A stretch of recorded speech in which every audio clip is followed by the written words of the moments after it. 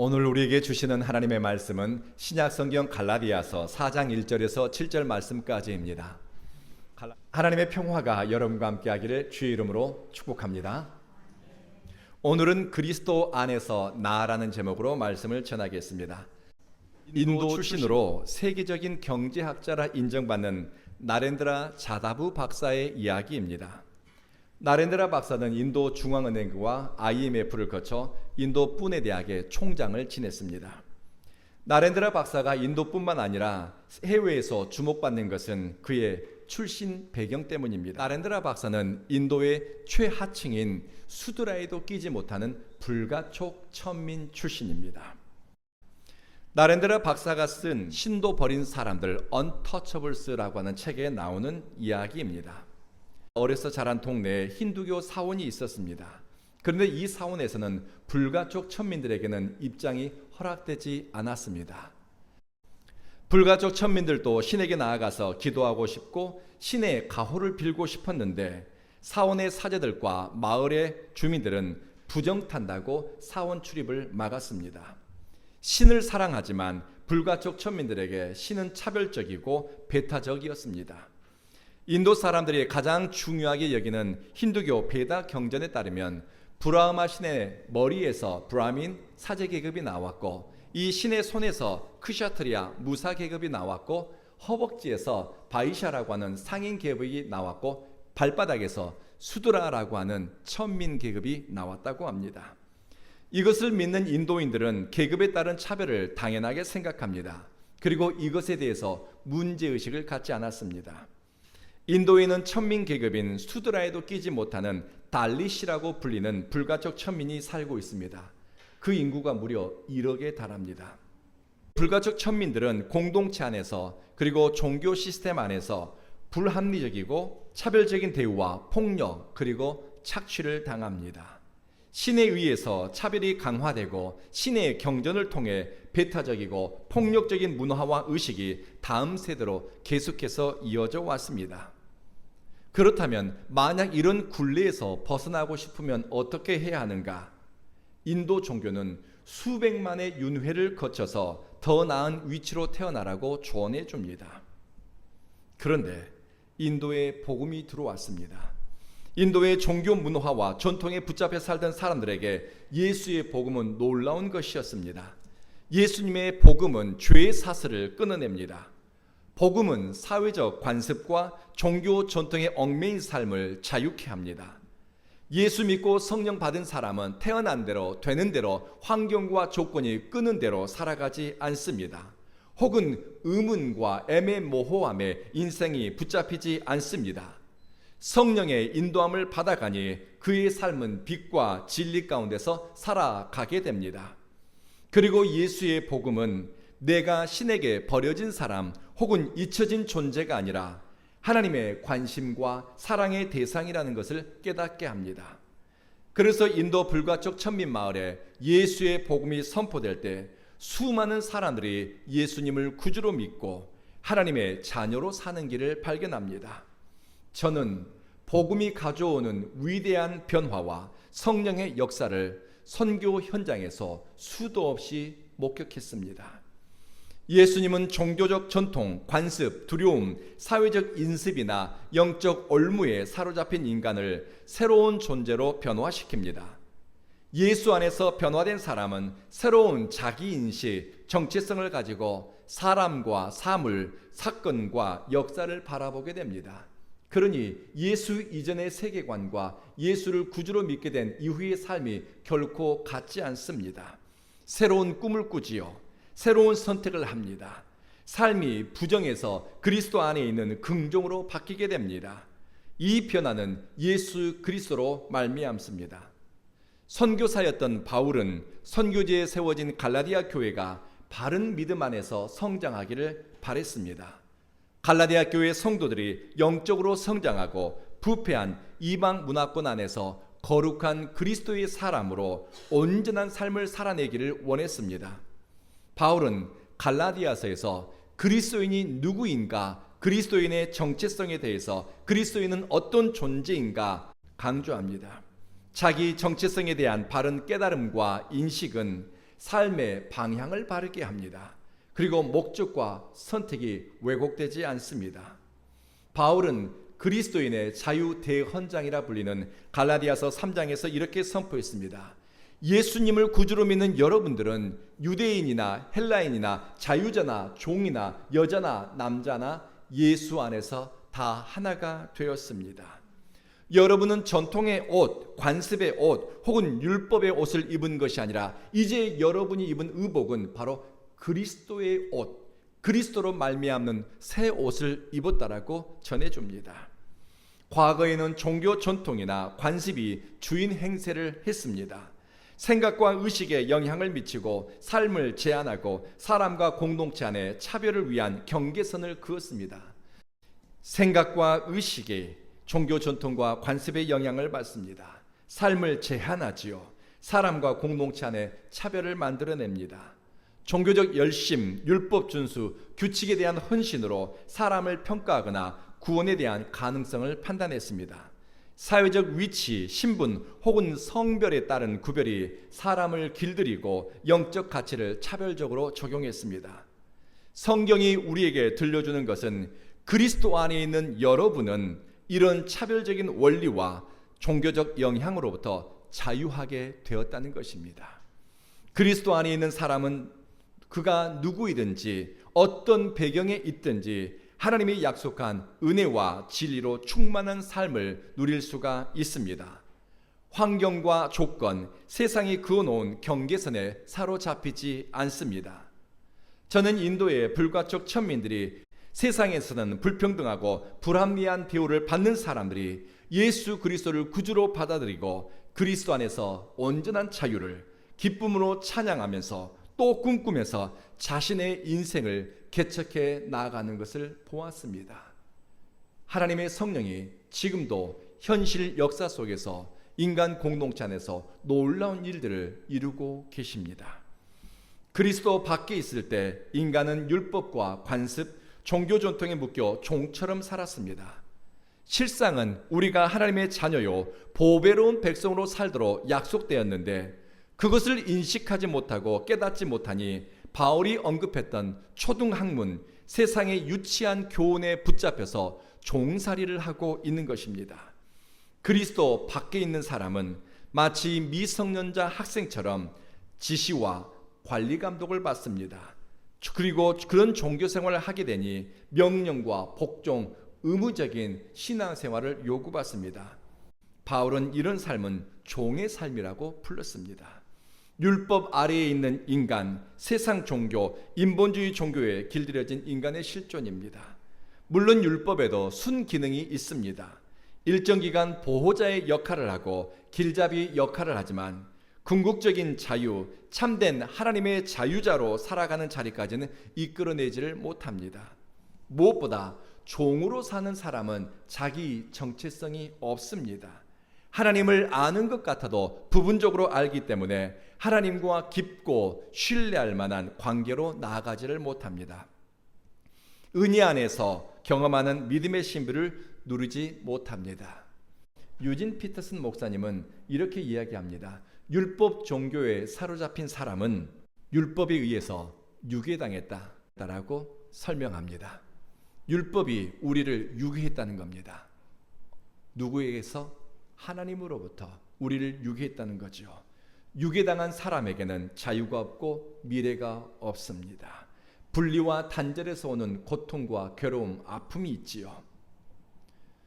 사이비 종교, 거짓 종교에 빠진 사람들이 발을 쉽게 빼지 못하는 이유가 있습니다. 여기에 대해서 연세대학교 정종훈 교수님은 이렇게 이야기합니다. 사이비 종교는, 거짓 종교는 개인의 주체적인 자기 정체성을 무너뜨리고 심리 지배를 강화한다라고 합니다. 사이비 종교에 몰입할수록 나는 없고 집단만 있습니다. 거짓 진리에 노출되고 따라갈수록 인생은 오리무중에 빠지게 되고 정확한 자기인식이 흐려지게 됩니다. 세상을 바라보는 눈이 왜곡되고 사회적 관계, 인간관계가 뒤틀리고 무엇보다 하나님에 대해서 왜곡된 신념을 갖게 됩니다. 나를 향한 하나님의 계획이나 참 인간으로서 내적 동기가 없습니다. 그저 맹목적이고 집단적인 의식만 있습니다. 집단이 요구하는 규칙의 종이 되고 또 집단 안에서 맺어진 사회적 관계나 질서에 길들여져 자기를 잃어버립니다. 성경은 우리에게 말씀합니다. 하나님께서 예수 그리스도를 보내신 것은 우리를 율법으로부터 자유롭게 하는 것이며 바로 여러분이 하나님의 자녀로 살도록 하기 위해서입니다. 하나님의 자녀는 하나님과 새로운 관계를 맺고 그 관계에 합당한 권리와 복을 누리게 됩니다. 하나님의 자녀가 된 인간에게 성령은 찾아오시고 성령은 우리의 입을 열어서 새로운 언어를 가르쳐 줍니다. 입을 열어서 우리에게 고백하게 하는 그 말이 있는데 하나님을 누구라 부른다고요? 맞습니다. 성경은 우리에게 알려준 새 언어가 하나님을 아빠, 아버지, 하나님을 우리의 아버지라고 부르게 하는 것입니다. 인간에게 허락된 가장 위대한 복 중 하나는 하나님을 아버지라 부르는 축복입니다. 사람들은 무병장수, 만사형통 이것만이 복 중의 복이라고 생각하지만 인간에게 허락된 가장 위대한 축복은 하나님을 내 아버지라 부르는 복입니다. 여러분이 1시간, 2시간 기도하지 않아도 가만히 앉아서 하나님을 아버지, 이 고백만 해도 하나님이 여러분의 삶 가운데 임재하시고 여러분의 삶이 하나님께 보호받고 있다는 것을 느끼게 될 것입니다. 이 복은 불순종의 후손, 죄의 종으로 전락한 인간을 위대한 은총의 자리에 서게 합니다. 하나님의 영광에서 멀고 심판이 운명에 된 인간을 하나님 나라의 상속자의 지위로 끌어올리는 복입니다. 어느 마을에 굉장히 부유한 영감님이 살고 있었습니다. 이 영감님에게는 2 아들이 있었습니다. 큰아들은 가업을 물려받고 또 아버지를 잘 도왔습니다. 그런데 둘째 아들은 그렇지 않았던 것 같습니다. 둘째 아들은 세상으로 나가서 자기 마음대로 살고 싶은 꿈인지 허영인지 그런 생각으로 가득 차 있었습니다. 그래서 아버지에게 요구합니다. 아버지, 나에게 물려줄 재산의 일부를 좀 떼어주십시오. 요구했습니다. 아버지는 무슨 생각에서인지 아들의 청을 순순히 들어줍니다. 둘째 아들은 대처로 나갔습니다. 그리고 흥청망청 쓰다 보니 돈은 흔적도 없이 사라졌고 돈이 떨어지고 지갑이 가벼워지니 그 좋았던 친구들도 나몰라라 다 떠나버렸습니다. 결국 남의 돼지 농장에서 돈사에서 일을 하게 되었습니다. 여러분, 돈사 냄새가 얼마나 고약합니까? 우린 다 알고 있잖아요. 이 돈사에서 일을 하면서 너무 배가 고파서 돼지 사료를 먹기 시작했습니다. 그래도 배가 고팠습니다. 사람이 배고프고 서럽고 힘이 들면은 집 생각이 납니다. 그러자 이 집 나간 아들은 안 되겠구나. 염치 없고 부끄럽지만 아버지에게 돌아가자. 그곳에서는 밥이라도 든든히 먹을 수 있겠구나. 이 생각이 들었습니다. 집으로 돌아갔습니다. 그런데 아버지는 아들이 집을 떠나는 그날부터 집 나간 둘째 아들이 돌아오기를 동구 밖에 나가서 기다렸습니다. 날마다 아들이 돌아오기를 기다리는 겁니다. 거지 상거지가 되어서 저 먼 데서 아들이 걸어옵니다. 아버지는 아들을 알아보고서 달려나가 아들을 끌어안고 입을 맞추면서 대성통곡했겠지요. 그리고 아들에게 아버지는 상속자를 의미하는 반지를 끼워줍니다. 그리고 아들에게 가장 좋은 옷을 가져다 입히게 하고 좋은 신발을 신겨줍니다. 그리고 이렇게 외칩니다. 내 아들이 죽었다가 다시 살아 돌아왔다. 내 아들이. 아버지는 불순종의 아들에게 가장 좋은 옷을 입혀주므로 그 아들의 수치와 부끄러움을 가려줍니다. 그리고 아들을 영광스럽게 합니다. 바울은 갈라디아서에서 이렇게 이야기합니다. 여러분은 그리스도로 옷을 입었습니다. 인간에게 가장 빛나는 옷이 어떤 옷일까요? 우리가 입을 수 있는 가장 값비싼 옷, 영광스럽고 찬란한 옷이 어떤 옷일까요? 예수 그리스도로 옷을 입는 것입니다.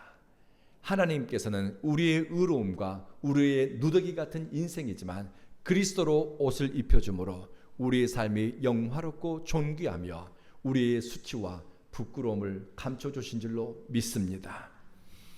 그리고 죄의 종, 부끄러움의 종이 아닌 영광과 존귀한 자리에 우리를 서게 하십니다. 그리고 아버지는 아들에게 반지를 끼워줍니다. 모든 권리를 잃어버린 아들입니다. 내 힘으로는 아무것도 할 수 없는 것 같은데 아버지는 아들에게 반지를 끼워줌으로써 상속자의 지위를 회복시켜 주었습니다. 예수 그리스도 안에 있는 사람은 하나님의 약속, 하나님 나라의 상속자의 지위를 갖게 된다고 성경은 말씀합니다. 이것이 내게서 난 것이 아니니 자랑할 것이 하나도 없고 내 수고로 얻은 것이 아니라 하나님 아버지의 사랑과 은혜의 결과입니다. 내가 누구인가? 하나님 나라의 상속자가 되었다는 것이 성경이 우리에게 들려주시는 위대한 말씀입니다. 죄는 아버지와 아들의 관계를 깨뜨립니다. 그리고 아들을 향한 아버지의 사랑을 끊임없이 의심하게 만듭니다. 그러나 복음은 종으로 전락한 아들의 지위를 회복시켜 줍니다. 잃어버린 것 같은 상속자의 권리를 깨닫게 해줍니다. 복음은 새로운 율법이나 규칙이 아닙니다. 하나님과 새로운 관계 속으로 들어가게 하는 것입니다. 어떤 설교자는 기독교의 핵심적인 신앙은 바로 하나님과 친밀한 관계로 들어가니 바로 그것이 부자 유친이요 아버지와 아들의 친밀한 관계라고 설명합니다. 이것은 제도에 의해서 맺어진 관계가 아니라 하나님과 친밀하면서도 직접적인 관계, 영적이면서도 장래의 소망으로 이끄는 관계입니다. 이 관계를 어떻게 만들 수 있는가? 바로 예수 그리스도를 믿는 믿음을 통해서입니다. 신앙생활은 억지나 의무가 아닌 하나님의 자녀라는 인식과 기쁨 속에서 하나님을 누리는 삶입니다. 의무와 책임만 요구되고 행위에 따른 심판이 강조되는 율법의 종이 아니라 복음은 하나님의 자녀로 살아가도록 새로운 관계를 형성합니다. 이 관계를 가리켜 성경은 하나님께 입양되었다라고 묘사합니다. 죄에 사로잡혀 심판이 운명이었고 하나님과 관계없이 살던 사람이 예수 그리스도를 통해 아버지와 아들의 관계 속으로 들어가게 된 것입니다. 이 관계 속에 있는 사람은 하나님을 아바, 아버지라 부릅니다.